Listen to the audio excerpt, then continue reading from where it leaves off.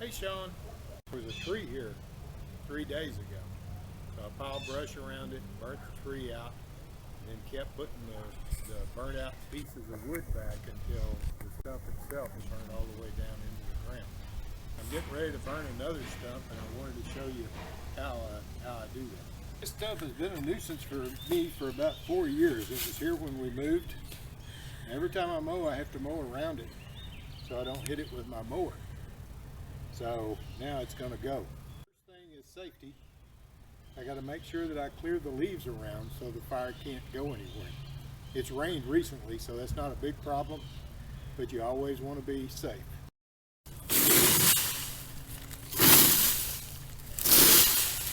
I'm going to lay the fire now. You remember the way we did it when we camped.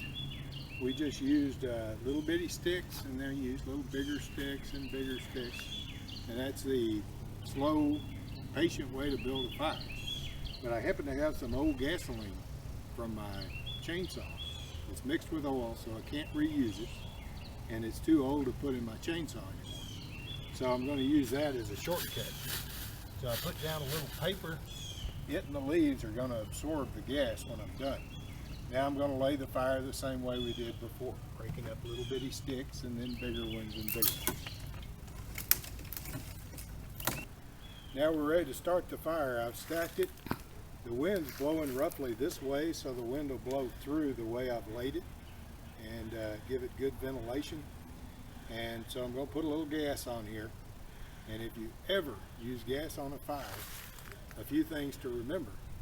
One is never put gas on a fire that's already there, because this much gas will push a 2-ton car 20 miles.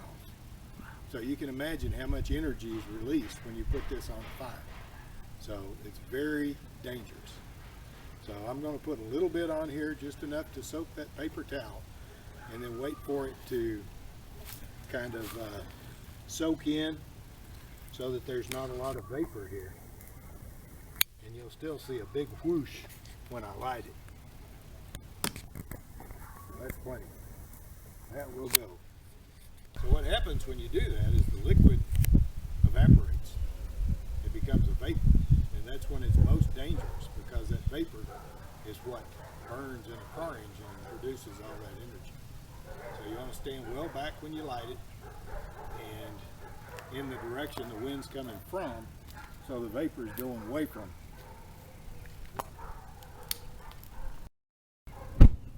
Kaboom! So now we just have to be patient, and we'll come back and we'll chunk it up over about 3 days, and the stump will be gone. So I'll see you in a while. The fire's caught now. The wood is burning, so I'm going to put this stick on here and to chop this up.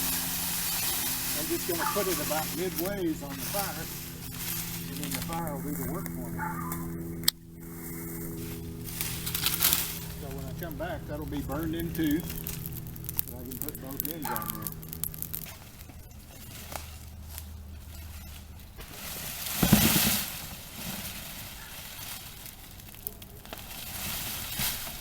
You might wonder why you should care about burning stumps. So one of the things that you might have to do, or might want to do sometime in your life, is to take land that has trees on it and make it where it will grow something else. You can see under these trees, there's no grass. So plants won't grow in the shade very well. So to make things grow, sometimes you have to clear it. That's the way the country was developed. When I was a kid, every day after school, I would go down and I would pile brush like this to burn stumps so that we had a pasture to grow cows. Because under the trees, there's no grass. So, and someday you might need or might want to grow crops or grass on land that has trees on it. So this is the step. After you cut the trees down, you pile the brush from the trees around the stumps, you burn the stumps, and you're done. These 2 short sticks. Throw them on the fire.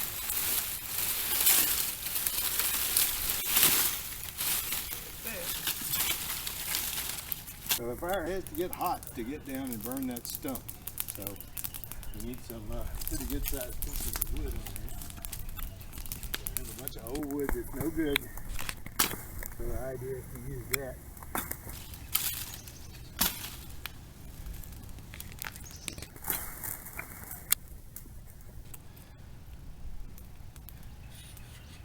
So you probably learned how heat travels, right?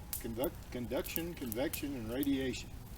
Convection carries the fire up, but conduction and radiation carries it in all directions.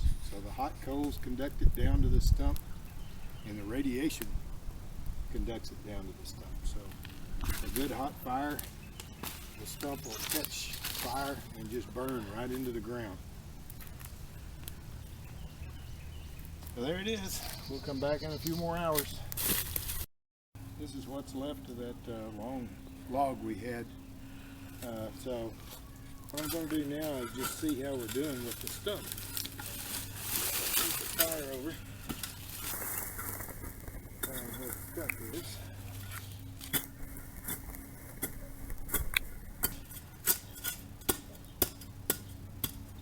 So there's just a little bit left there. So I probably going to need to move the fire over a little bit. And tomorrow it will be completely gone.